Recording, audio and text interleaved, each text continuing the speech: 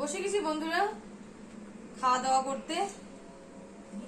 কি কি রান্না করেছি তোমাদের সাথে একটু শেয়ার করে নিই। চলো প্রথমে দেখিয়ে দিব। দেখো, সাদা ভাত, রোজকারের মতো আছে সাদা ভাত, সাথে আছে কিন্তু এখানে লাই শাক আছে, কিন্তু করেছি একদম রসুন সম্বাদ, দেখতেই পাচ্ছ রসুন সম্বাদ দিয়ে করেছি লাই শাক। সাথে এখানে আছে কিন্তু পুদিনা পাতার চাটনি, আম দিয়ে রসুন দিয়ে আর এখানে লবণ, কাঁচা তেল দিয়ে করেছি কিন্তু পুদিনা পাতার চাটনি। এটা খেতে কে কে ভালোবাসো নিশ্চয় কমেন্ট জানিও। কিন্তু অনেকদিন পরে বানানো হয়েছে চাটনিটা, কিন্তু আর টক টক হবে চাটনিটা, খেতে কিন্তু ভীষণ ভালো লাগে খেতে, পুদিনা পাতার চাটনি। আর সাথে করেছি এখানে কিন্তু আলু আর তিতা করলা ভাজি, একদম কড়কড়া করে করেছি। দেখো, তিতা করলা ভাজি খেতে কিন্তু বাড়িতে সবাই পছন্দ করে, আমার তো ভীষণ ভালো লাগে। তোমাদেরকে ভালো লাগে নিশ্চয় কমেন্টে জানিও। আর এটা পরে করেছি কিন্তু ডাল, দেখিয়ে দিব তোমাদেরকে।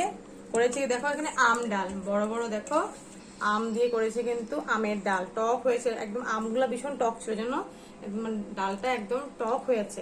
তো ভাবছিলাম এই যে গরমের মধ্যে টক টক কিছু খাবো, তো টক ডালটা কিন্তু করে নিয়েছি আজকে। শুকনো লঙ্কা আর কালো সাদা শস্য, কালো শস্য দিয়ে কিন্তু করে নিয়েছি এখানে মসুর ডাল, টক ডাল, আম ডাল। তো হয়ে গেল এখানে ডাল।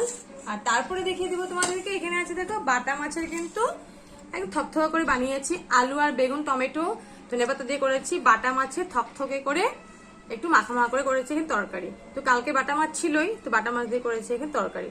তো চলো বন্ধুরা, তোমাদেরকে দেখিয়ে দিলাম আজকে কি রান্না বাড়া হয়েছে। নিশ্চয়ই কিন্তু কমেন্টসে জানাতে ভুলো না যে আজকে লাঞ্চ মেনুগুলো কেমন হয়েছে।